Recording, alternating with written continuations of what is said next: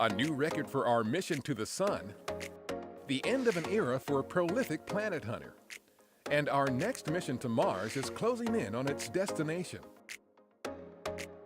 A few of the stories to tell you about this week at NASA.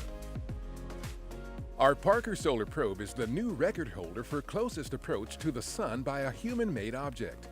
According to calculations by the Parker Solar Probe team, on October 29th, the spacecraft passed the current record of 26.55 million miles from the sun's surface set by the Helios 2 spacecraft in April 1976. When it makes its final closest approach in 2024, Parker Solar Probe is expected to be just 3.8 million miles from the sun's surface. After 9 years in deep space, we are ending the science operations of our Kepler Space Telescope. Data collected by Kepler have helped us discover there are more planets than stars in our galaxy. The telescope has discovered more than 2,600 planets during its mission, many of which could be promising places for life. Kepler will be retired into a safe orbit away from Earth. After our Dawn spacecraft missed several communications sessions with our Deep Space Network, mission managers ended the historic mission, concluding that the spacecraft has finally run out of the fuel it uses to orient itself in space.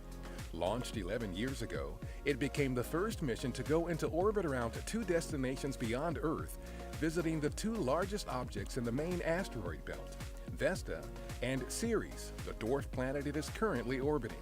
Dawn is expected to remain in orbit around Ceres for at least 20 years. Mission managers previewed the InSight mission to Mars during an October 31st briefing at NASA headquarters. The InSight lander is scheduled to touch down on the red planet on November 26th. Its suite of instruments will study Mars quakes and other activity deep below the Martian surface to help us better understand how all rocky planets formed, including Earth and its moon. On Mars, the atmosphere is thick enough to burn you up on entry.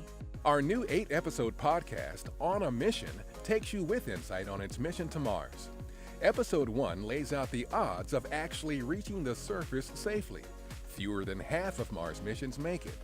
The first 2 episodes are available online at nasa.gov/podcasts, the InSight website, SoundCloud, and Apple Podcasts.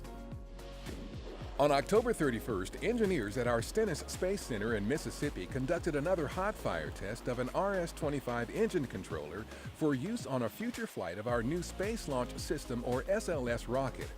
SLS will use 4 RS-25s to launch astronauts in our Orion spacecraft to deep space destinations, including to the vicinity of the Moon and Mars.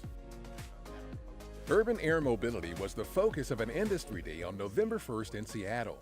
Urban air mobility is defined as a safe and efficient system for passenger and cargo air transportation in and around an urban area. We are working with industry, academia, and the Federal Aviation Administration to test concepts and technologies necessary to help move this industry forward. Engineers recently tested a subscale model of our X-59 quiet supersonic technology X-plane in a wind tunnel at our Langley Research Center in Virginia. The X-59 will demonstrate quiet supersonic technologies in straight and level flight over a large area. Data from this project could be the path for new commercial markets in supersonic flight in the United States and internationally.